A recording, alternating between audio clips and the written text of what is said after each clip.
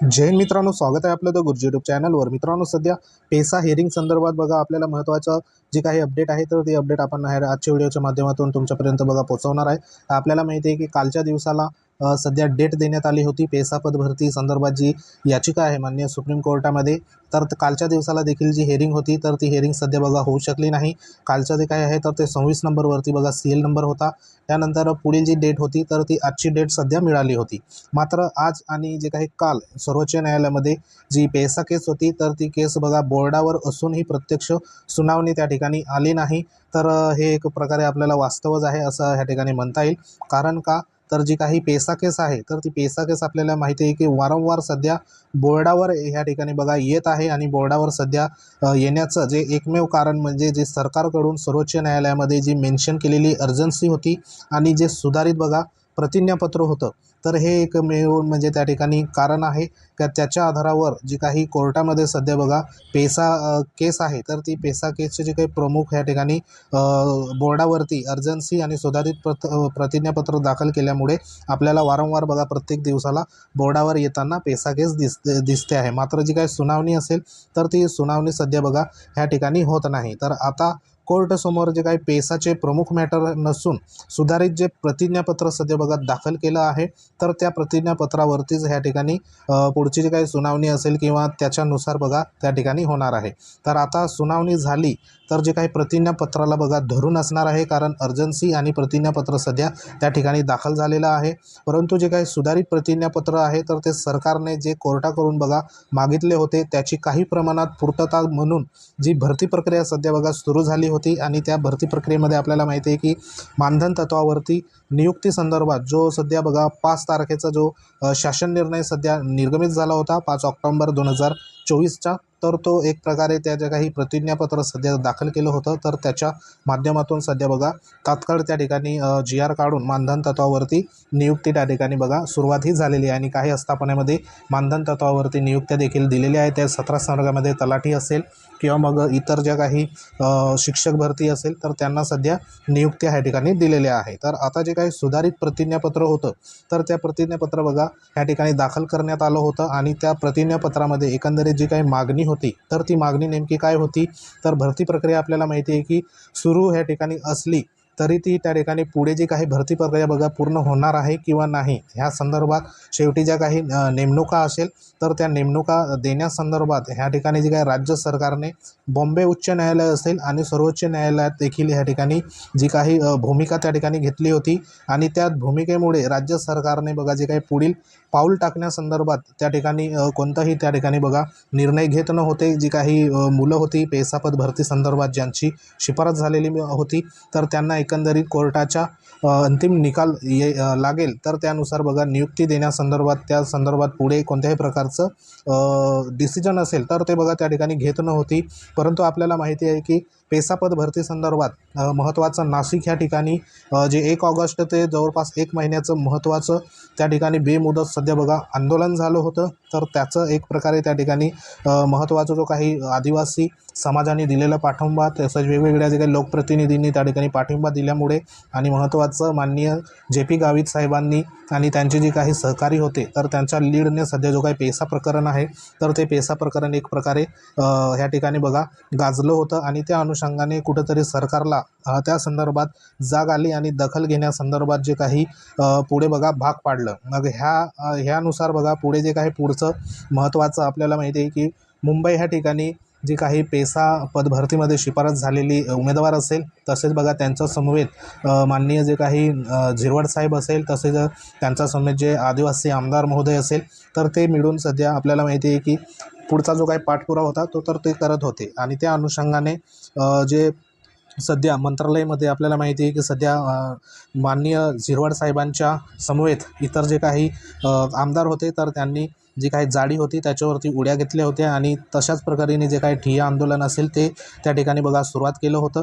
आणि त्यानुसार 5 तारखेला जो काही शासन निर्णय होता तर तो शासन निर्णय सध्या काढण्यामध्ये बघा त्या ठिकाणी भाग आपण शासनाला त्या ठिकाणी केलेलं होतं आणि त्या अनुषंगाने पुढची जी काही कार्यवाही होती तर ती कार्यवाही सध्या बघा झालेली होती।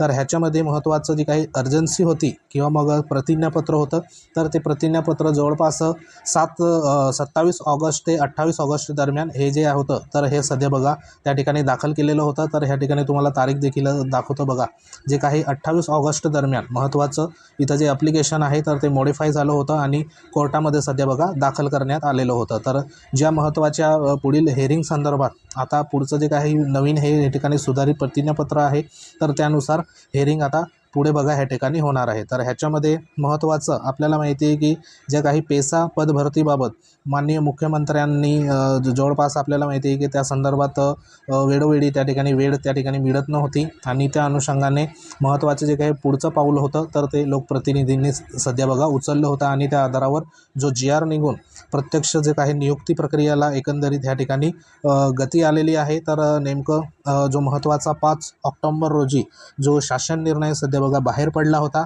तर त्याच्यामध्ये महत्त्वाचं जे काही जो डायग्राम असेल किंवा जो सध्या GR मध्ये प्रमुख ज्या काही मुद्दे होते तर ते मुद्दे आपण सर्वांना माहिती आहे की सध्या जे काही मानधन तत्वावरती जो मुद्दा होता तर तो मुद्दा त्या ठिकाणी बघा मान्य करण्यात आला होता।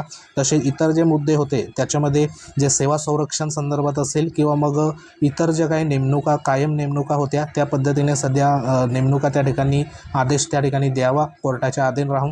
तर हे जे काही 2 ते 3 मुद्दे होते तर ते सध्या बघा मान्य झाले नाही, मात्र त्या ठिकाणी फक्त मानधन स्वरूपात आदेश देऊ अशा पद्धतीने सध्या सरकारकडनं मान्य करण्यात आलं होतं आणि एकंदरीत आदेश बघा पुढे त्या ठिकाणी मिळालेला आहे। तर ह्याच्यामध्ये आता जी काही आपल्याला माहिती आहे की पुढची जी काही लढाई असेल किंवा पुढचं जे काही पाऊल असेल तर त्या संदर्भात आपल्याला अजून देखील बघा पुढचा पाठपुरावा ह्या ठिकाणी करावा लागेल, कारण महत्त्वाचं आपल्याला जे काही कंत्राटी नव्हे तर मानधन तत्वावर सध्या बघा नेमणुका कराव्यात आणि मानधन तत्सम पदाच्या जे काही पहिल्या पगारा एवढे सध्या बघा असावे इत्यादी ज्या काही गोष्टी होत्या तर त्या गोष्टी सध्या बघा समाविष्ट झाल्यात। पण जो काही संपूर्ण पगार किंवा नियमित कर्मचाऱ्यांप्रमाणे संपूर्ण जे काही सेवा संरक्षण हवे किंवा नियमित नोकऱ्या किंवा अधिसंख्या ह्या ज्या काही बाबी होत्या तर त्या बाबी बघा शासनाने सध्या मान्य केलेल्या नाही। तर ह्याबद्दल आपल्याला जे काही तीव्र खंत आपल्याला इथं म्हणायला पडेल, कारण ह्या बाबी देखील ऑर्डरमध्ये सध्या बघा मेन्शन असायला पाहिजे होत्या। तर एकंदरीत संपूर्ण जे काही पुढील लढाई असेल तर ती लढाई देखील सर्वांना एकत्र येऊन सध्या बघा लढायला पडेल, कारण इथं जे काही शासनाकडून आपल्याला माहिती आहे की पेसा पदभरतीसाठी निवड झालेल्या आदिवासी तरुणांना मानधन तत्वावर न ठेवता त्यांना त्या संवर्गातील नियमित जे काही कर्मचाऱ्याप्रमाणे बघा नियमित वेतन आणि सर्व प्रकारच्या सेवा संरक्षण हे बघा मिळायला पाहिजे। पेसा केस जो असेल तर तो सर्वोच्च न्यायालयाचा बघा सुरू असला तरी जे काही न्यायालयाचा निर्णय काहीही लागला तरी पेसा पद भरतीत सध्या बघा ज्यांना नियुक्त झालेले आदिवासी तरुण आहे तर त्यांना कायमस्वरूपी बघा नोकरी मिळणं हे देखील गरजेचं आहे। तसंच इतर जे काही शिक्षक असेल, ग्रामसेवक असेल किंवा तलाठी असेल, वनरक्षक असेल इत्यादी पदावर जे सध्या नियुक्त झालेले पेसा आदिवासी तरुणांच्या जे काही सेवा असेल तर त्या सेवा सध्या बघा ग्राह्य धरली जायला पाहिजे आणि संबंधित जो काही कालावधी पूर्ण झाल्यानंतर त्यांना जे काही कायम करून नियमित वेतनावर समाविष्ट बघा त्या ठिकाणी करून घ्यायला पाहिजे। कारण ह्याच्यामध्ये जे काही सेवक संदर्भात जे पदं आहे तर त्याच्यामध्ये शिक्षण सेवक असेल, ग्रामसेवक असेल, कृषी सेवक असेल तर ह्यांना 3 वर्षासाठी प्रोबेशनरी जो पिरियड असतो तर तो पूर्ण करायला पडतो, तर तो देखील बघा इथं मान्य व्हायला पाहिजे। तर अशा पद्धतीने आपल्याला पुढचा जो काही पाठपुरावा असेल तर तो नियमित पाठपुरावा सध्या बघा करायला पडेल। तर ह्यासाठी संपूर्ण जे काही आपले आदिवासी संदर्भात संघटना असेल किंवा लोकप्रतिनिधी असेल तर ह्यांच्या लक्षात आणून पुढील जे काही जो काही पाठपुरावा असेल तर तो केल्यावरच आपल्याला पुढचं जे काही न्याय असेल तर तो निश्चित बघा मिळू शकतो। तर सध्या तरी पेसा पद भरतीमध्ये संपूर्ण जे काही प्रक्रिया आहे तर ती प्रक्रिया सध्या बघा सुरूच असणार आहे। तर आज देखील जी काही सुनावणी होती तर ती सुनावणी सध्या बघा झाली नाही, मात्र परत अजून जी काही पुढील डेट आहे तर ती पुढील डेट सध्या बघा इथं मिळालेली आहे। तर इथं तुम्हाला मागे देखील सांगितल्यामुळे जी काही केस आहे तर ती बोर्डावर सध्या बघा इथं वारंवार सध्या येत आहे। तर काय येत आहे तर इथं शासनाकडनं अर्जन्सी आणि नवीन जे प्रतिज्ञापत्र आहे तर ते सध्या बघा दाखल झाल्यामुळे हे जी अर्जन्सी असेल तर त्यानुसार इथं डेटवर डेट सध्या बघा जी काही माननीय सुप्रीम कोर्टाच्या बोर्ड नंबर 1 मध्ये कोर्ट नंबर 1 असेल तर त्याच्यामध्ये सध्या वारंवार आपल्याला येताना दिसत आहे। तर आता आज तर सुनावणी झाली नाही, मात्र मात्र उद्याची 17/10/2024ची या ठिकाणी डेट मिळाली आहे आणि जी काही CL नंबर आहे तर तो 21 नंबरवरती सध्या सुनावणी आहे। तर ही जी बोर्डावरती बघा येऊन जर इथं जर पुढची सुनावणी झाली तर ती सुनावणी म्हणजे नवीन जे प्रतिज्ञापत्र आहे तर त्याला धरून सध्या बघा सुनावणी त्या ठिकाणी होऊ शकते। आता